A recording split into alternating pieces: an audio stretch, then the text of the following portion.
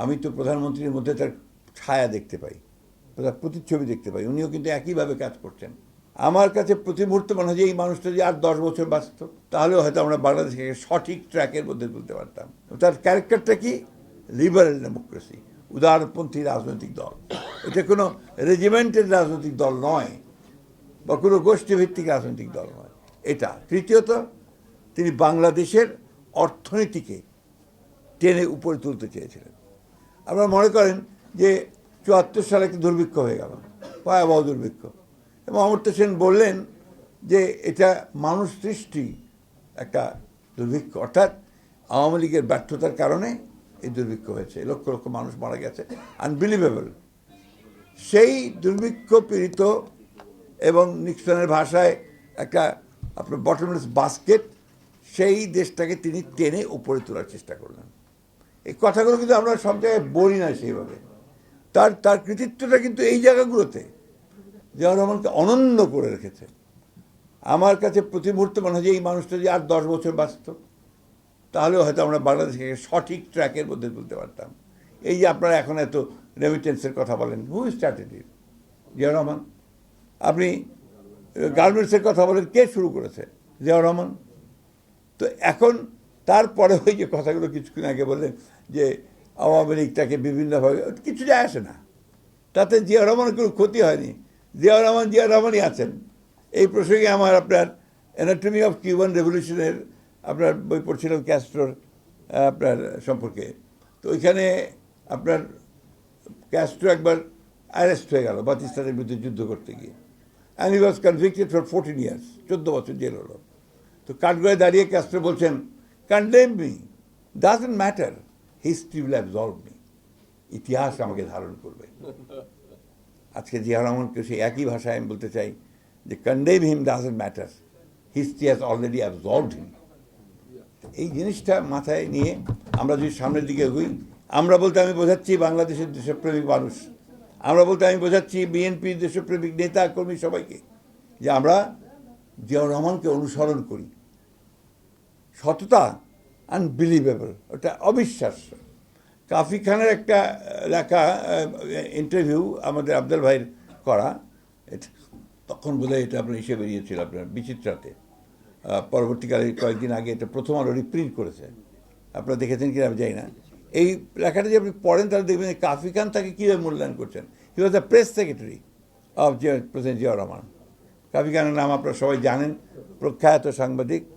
তো ওখানে উনি বলছেন যে জিয়াউর রহমানকে তার সবচেয়ে বড় যে জিনিসটা আপনার মানুষকে, ওই সময়কার মানুষগুলোকে আপনার আকৃষ্ট করেছিল যে তার সততা।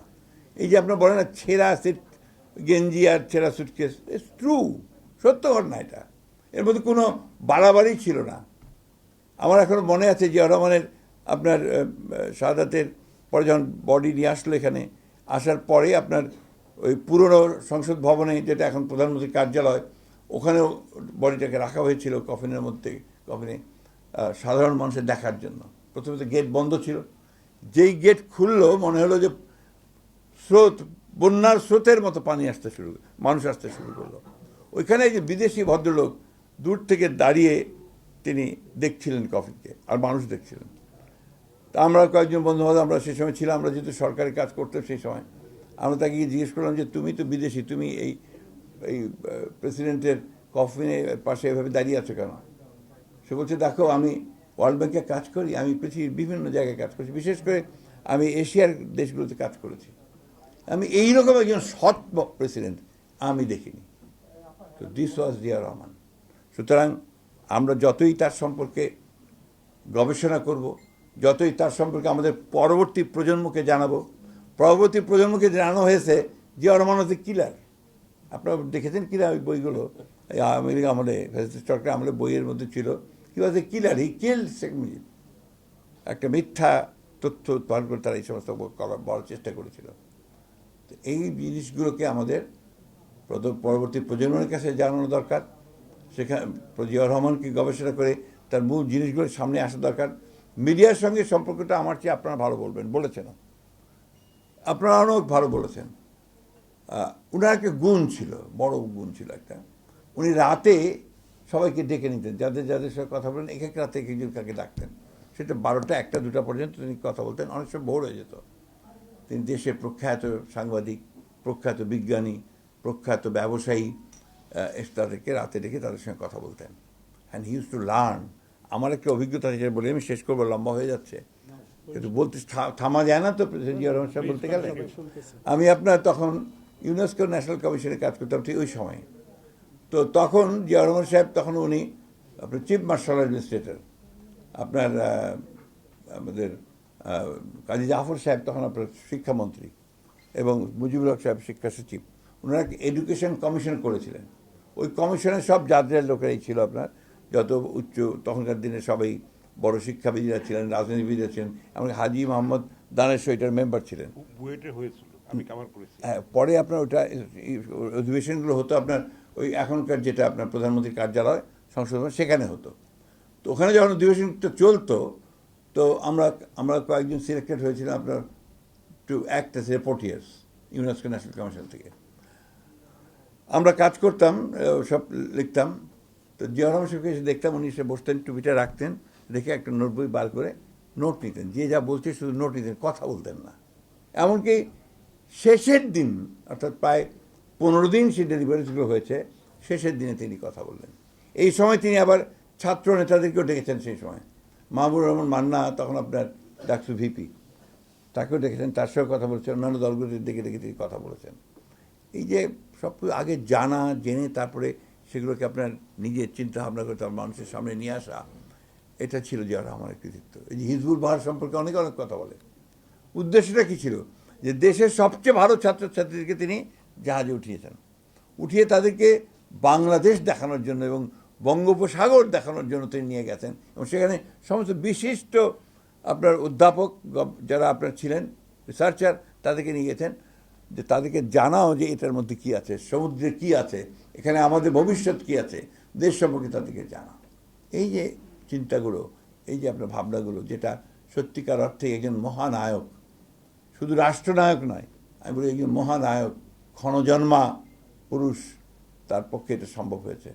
তাই আমি শেষ করছি এই কথা বলে, আমি যে কথাগুলো বলেছেন এখানে, যে এখন একটা সুযোগ এসছে আবার যে জিয়া রহমানকে অনুসরণ করার সুযোগ এসছে আপনাদের প্রেস ক্লাবের আরও উন্নয়ন ঘটানোর জন্য। আমরা খুব কষ্ট পাই, ফ্র্যাঙ্কলি বলি, যেমন আপনাদের ওই যে অডিটোরিয়াম বলেন, মিলনায়তন বলেন, ওখানে অবস্থা খুব খারাপ, ওখানে আপনার কাজ কোনো অনুষ্ঠান করা যায় না। এখন একবার প্রধানমন্ত্রীকে নিয়ে আসেন, আমি তো প্রধানমন্ত্রীর মধ্যে তার ছায়া দেখতে পাই, তার প্রতিচ্ছবি দেখতে পাই। উনিও কিন্তু একইভাবে কাজ করছেন, দিনরাত কাজ করার চেষ্টা করছেন। এটাকে কাজের আপনারা তাকে বলেন, নিমন্ত্রণ করেন, নিয়ে আসেন, এবং তার কাছে যে আপনাদের অডিটোরিয়ামটা এটা আরও ভালোভাবে নতুন করে আপনার করা যায়। সেই সঙ্গে মিডিয়ার যে সমস্যাগুলো আছে সেগুলো সম্পর্কে তাকে বলেন। মিডিয়ার সমস্যাটা এখন বিশাল, আমি অত কিছু বলতে চাই না। সবচেয়ে বড় সমস্যা মিডিয়া নাই এখন, একটা বিজনেস হাউসের প্রতিনিধি হয়ে গেছে। যে কথাটা বলছিলেন, চাটুকারিতা কাকে বলে এখন ওদের মিডিয়াতেই দেখা যায়। কিছু মনে করবেন না, কিছু মনে করবেন না। We have seen it in the last regime, কীভাবে চাটুকারিতা হয়েছে। আমি আশা করব যে এখন আপনারা সেখান থেকে বেরিয়ে এসছেন, লড়াই করেছেন, যুদ্ধ করেছেন এর বিরুদ্ধে, নিঃসন্দেহে আপনারা ভালোভাবে কাজে লাগান। আমরা আপনাদের সঙ্গে আছি, আগেও ছিলাম, এখনও আছি। রাস্তায় যেমন একসাথে দাঁড়িয়ে মিছিল করেছি, এখনও দরকার হলে, প্রয়োজন হলে আমরা এই ব্যাপারে আপনাদেরকে সর্বোচ্চ সহযোগিতা প্রদান করব।